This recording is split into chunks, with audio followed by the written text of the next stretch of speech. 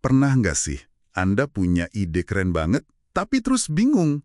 Gimana ya cara meyakinkan orang lain biar mau ikut? Itu sering kejadian ya. Iya kan? Banyak loh ide bagus itu akhirnya mandek bukan karena idenya jelek, tapi ya itu tadi, gagal dapat dukungan. Nah, hari ini kita mau coba kupas nih.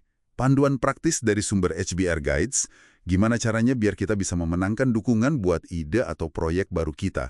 Siap kita bedah bareng? Siap banget.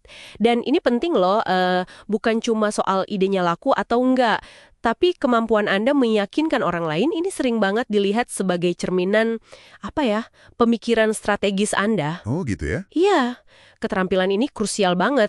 Pimpinan tuh biasanya nyari ini pas mikirin siapa yang siap naik level. Jadi ini juga soal nunjukin kapasitas Anda sebenarnya. Oke, menarik. Nah, langkah pertama nih, kata sumbernya. Idenya jangan ngawang-ngawang. Harus lebih tajam, lebih spesifik.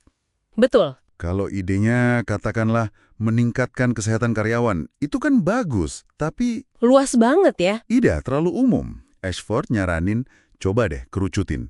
Misalnya, jadi mengurangi keluhan sakit punggung karyawan. Kenapa sih spesifik gini penting banget? Gini loh, kalau terlalu umum, ide Anda tuh gampang dianggap angin lalu aja, kayak inisiatif biasa. Tapi kalau spesifik, kayak tadi, ngurangin sakit punggung, nah itu maksa orang lain untuk mikirin masalah nyata yang Anda angkat. Iya juga ya. Dan solusi konkret yang Anda tawarin. Ini jadi fondasi argumen bisnis yang jauh lebih kokoh lah dari awal. Masuk akal. Oke, idenya udah tajam nih.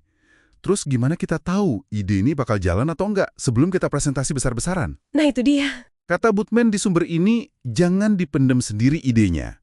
Coba dulu, ngobrol-ngobrol santai gitu, tes ombak lah istilahnya. Tepat. Uji coba di lapangan dulu.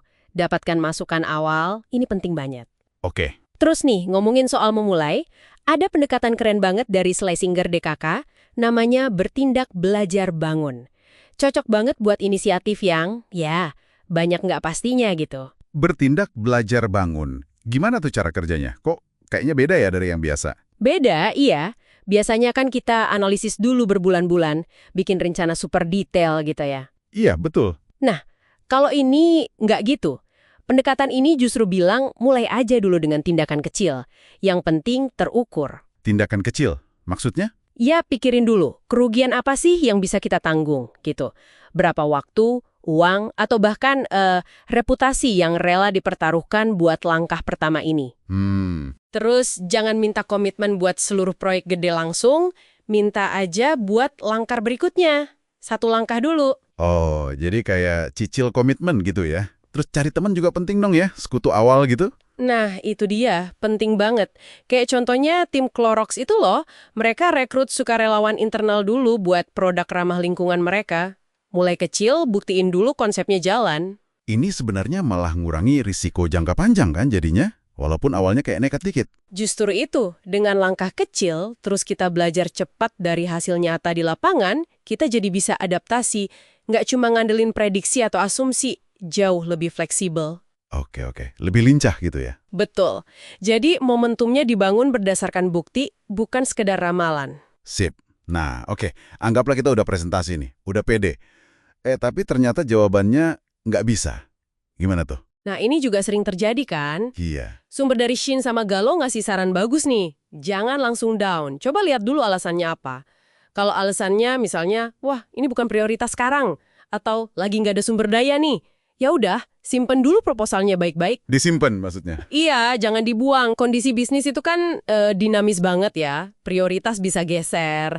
Tiba-tiba ada budget. Nah, proposal Anda yang udah matang itu bisa jadi yang pertama dilihat pas situasinya cocok. Oh iya bener juga.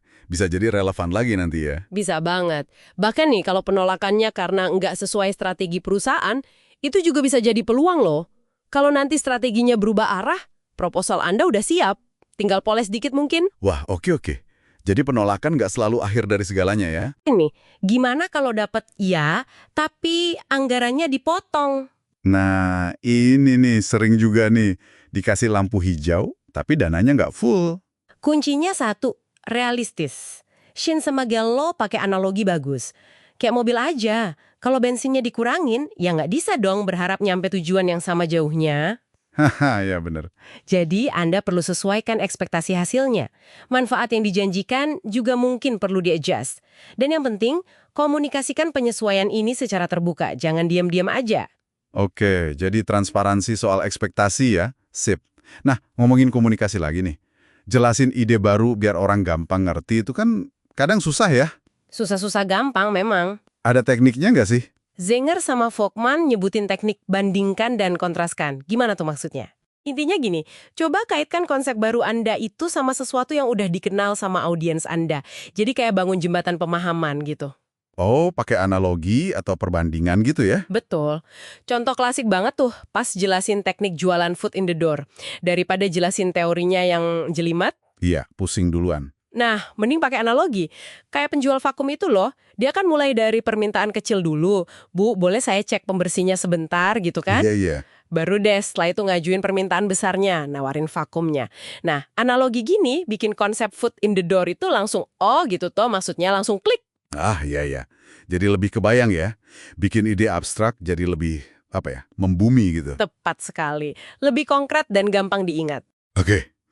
Jadi kalau kita rangkum nih ya, dari obrolan kita, dapetin dukungan buat ide baru itu ternyata bukan cuma soal satu momen presentasi yang wah gitu ya. Bukan cuma itu. Ini tuh lebih kayak proses panjang. Iya. Mulai dari mempertajam idenya, terus diuji coba dulu kecil-kecilan, berani ambil langkah adaptif kayak bertindak belajar bangun tadi, terus kelola ekspektasi juga pas ketemu hambatan, dan terakhir, komunikasinya harus pas, harus gampang dimengerti. Betul. Dan ini mungkin ninggalin satu pertanyaan penting nih buat Anda renungkan di rumah. Apa tuh? Gimana kalau sebenarnya kunci sukses ide besar Anda itu bukan di rencana awal yang super sempurna dan kaku, tapi justru ada di keberanian buat mulai dari hal kecil, ditambah kemauan buat terus belajar dari tiap langkah, dan kelincahan buat adaptasi secara cerdas di sepanjang jalan. Coba deh dipikirkan.